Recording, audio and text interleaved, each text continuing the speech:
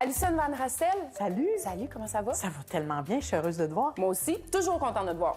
Merci. Alison, on se retrouve dans un endroit qu'on aime, je pense, en général, et qu'on recherche, peu importe où on va dans le monde, un café. Oui, hein? On a un sens de la communauté. Oui. C'est le nouveau perron d'église, hein? Le café, on va se le dire totalement. Ouais.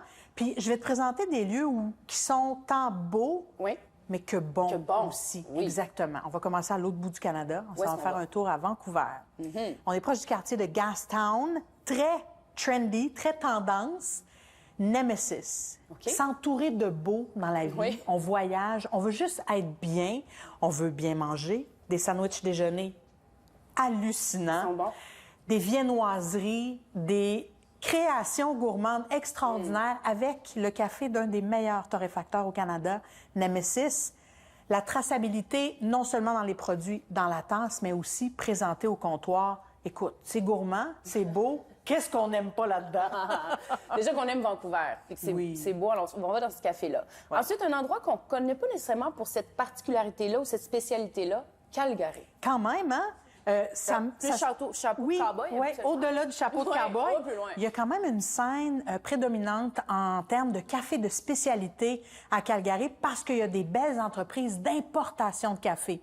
Hein? Quand on est dans le café de spécialité, nécessairement, on vénère la traçabilité dans le café. Et Monogramme est aussi un joueur important dans la traçabilité du café de spécialité. La fameuse troisième vague.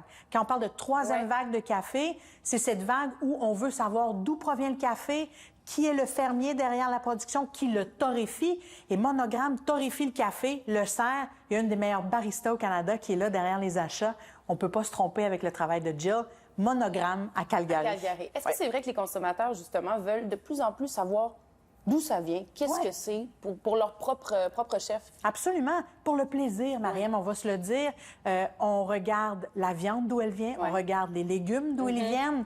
Pourquoi pas le café? C'est pas parce qu'on n'en produit pas ici au Canada qu'on n'a pas le droit de savoir d'où viennent ces produits-là. Et moi, je suis persuadée que le plaisir est intrinsèquement relié au fait qu'on sait d'où vient le grain de café. C'est aussi simple que ça. J'aime ça. Et là, on revient un peu plus proche. Oui. Montréal. Oui. Tout d'abord. Avant, on va aller à Toronto. On va à Toronto. Si ça te dérange. Avec grand plaisir. Parce qu'il y a un précurseur de cette troisième vague-là à Toronto qui est Pilot Coffee Roasters. Oui, qu'on voit des fois dans certains cafés. Absolument. Ici, à Québec, à Montréal, un peu partout au Canada. Pourquoi? Justement parce qu'on veut redonner les lettres de noblesse à cette entreprise qui a apporté au Canada avec, par exemple, 49th Parallel, cette traçabilité dans le café. Encore une fois, d'où vient le café? Comment la transformation se fait? Est-ce que c'est un café naturel? Est-ce qu'il est lavé? Est-ce qu'il est honey? Il y a toutes sortes de termes, puis on pourrait en parler longtemps. Mais l'idée, c'est d'avoir le plus d'informations possible pour comprendre et vivre le café. Et apprécier le café. Exactement. Pilot Coffee Roasters à Toronto. Mais Montréal, ça, c'est intéressant. Crew Coffee. As-tu déjà visité Crew Coffee? Et je te recommande fortement de le faire parce que c'est dans une ancienne banque. C'est une architecture qui date du début des années 1900. C'est fixé dans le temps et à l'intérieur, c'est un café hyper moderne, espace coworking.